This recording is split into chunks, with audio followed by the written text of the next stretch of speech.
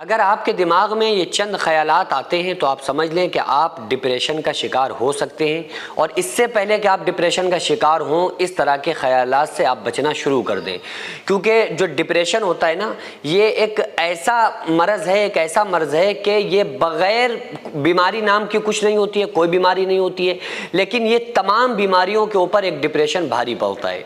अगर जिस बंदे को डिप्रेशन हो जाता है ना, तो मैं उसकी कुछ वजूहात भी आपको बताता हूँ कि किन वजूहात की वजह से डिप्रेशन होता है और डिप्रेशन की अलामात क्या हैं और डिप्रेशन से निकलने का तरीका क्या है। वो तीनों चीज़ें मैं आप लोगों को बताता हूँ। देखिए, जब कोई बंदा किसी हादसे का शिकार हो जाए या उसके ऊपर कोई ऐसी मुसीबत आ जाए जिसको वो बर्दाश्त न कर सके, या उसने कुछ ज़्यादा डीपली सोच लिया गहराई से, जिसकी वजह से उसका दिल की धड़कनें तेज़ होती हैं और वो उसने जो कुछ सोचा हुआ है उसका इतना ज़्यादा उसके दिमाग के ऊपर असर होता है कि वो उसी फिक्र में मुनहमिक हो जाता है, सिर्फ उसी सोच में ही उसके रातों दिन गुजरते हैं। तो जब बंदा बहुत ज़्यादा किसी चीज़ को सोचने लगता है तो सोचते सोचते वो दिमाग के अंदर ऐसा उसके ऊपर असर पड़ता है कि वो डिप्रेशन का मरीज़ बन जाता है। तो पहली चीज़ है कि अगर किसी के यहाँ किसी का इंतकाल हो गया, ऐसा होता है कि वालिदैन में से किसी का इंतकाल हो गया या किसी से हमारा बहुत रब्त था और वो रब्त एकदम ख़त्म हो गया, उस इंसान का इंतकाल हो गया, तो ऐसी कोई टेंशन इंसान इतनी ज़्यादा दिमाग से सोचने लगे तो उससे क्या होता है कि वो डिप्रेशन का मरीज़ बनता चला जाता है। अब इसकी निशानियां क्या होती हैं? इसकी निशानियां कुछ तो बॉडी के ऊपर जाहिर हो जाती हैं, कुछ उसके चेहरे के ऊपर झुर्रियों का पड़ना बेवक्त, और यानी कि इंसान की एज अभी इतनी नहीं है, 40 साल है, 30 साल है, लेकिन चेहरे के ऊपर झुर्रियों का आ जाना।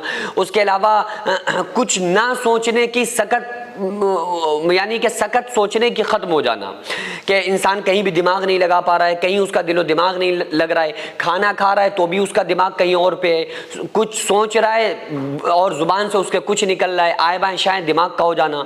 ठीक है, अब इससे बचा कैसे जाए? देखो, दुनिया का कोई डॉक्टर आपको डिप्रेशन से छुटकारा नहीं दिला सकता। डिप्रेशन से बचने के लिए खुद उसका इलाज आपके पास है। आप कितनी भी दवा खाएंगे ना, डिप्रेशन के लिए जो अक्सर व बेशतर जो दवाएं दी जाती है ना, वो दवाएं होती हैं जिनमें आमतौर से नींद की गोलियां मिली होती हैं, कि बस इंसान सोचे ना, सो जाए, नींद आ जाए और वो सोता रहे तो ज्यादा सोचेगा नहीं तो इसका डिप्रेशन कम होगा। तो वो जो डिप्रेशन का ऑलरेडी मरीज होता है ना, वो आदी बन जाता है उन गोलियों के खाने का, उन दवाओं का आदी बन जाता है कि जब तक नींद की गोली ना खाए जब तक फिर उसको नींद नहीं आती है।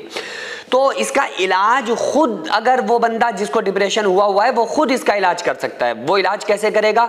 यानी जो उसको एक एंजाइटी होती है ना कि पता नहीं हमने दरवाज़ा बंद किया कि नहीं किया, तो उसने एक बार दरवाज़ा बंद कर दिया, अब उस पर ही यकीन करे और कहे कि देखो मैंने दरवाज़ा बंद कर दिया, अब हम दोबारा नहीं देखेंगे जाके, बस दरवाज़ा बंद है और अब हम इस बात को नहीं सोचेंगे। जो कुछ उसके माइंड में निगेटिविटी है ना, उनको वो पॉजिटिव बनाकर सोचना शुरू करे, उनको पॉजिटिव बनाए। उन नेगेटिविटीज को, जो निगेटिव चीज़ें उसके माइंड में चल रही हैं, उन सब को पॉजिटिव करे, वो खुद से करे, अपने माइंड से सोचे और उन निगेटिव चीज़ों को पॉजिटिव बनाकर उनके बारे में सोचना शुरू करे।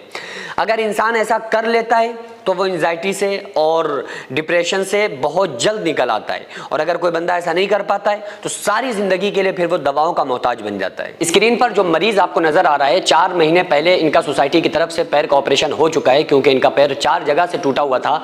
तो बहरहाल वो ऑपरेशन किसी वजह से सक्सेस नहीं हो पाया, तो इनको दोबारा से फिर दूसरे हॉस्पिटल में एडमिट करना पड़ा है। तो आप लोगों से खुसूसी गुजारिश है कि इन जैसे सैकड़ों मरीज जो सोसाइटी में जेर इलाज हैं, आप लोगों से गुजारिश है कि ज़्यादा से ज़्यादा ताबुन करें। स्कैनर जो स्क्रीन पर आपको नजर आ रहा है, इसमें ज्यादा से ज्यादा ताबुन करें, लोगों तक इस बात को शेयर करें ताकि हम सब मिलकर इस तरह के गरीब लोगों की मदद कर सकें और इनकी दुआओं में हम शामिल हो सकें।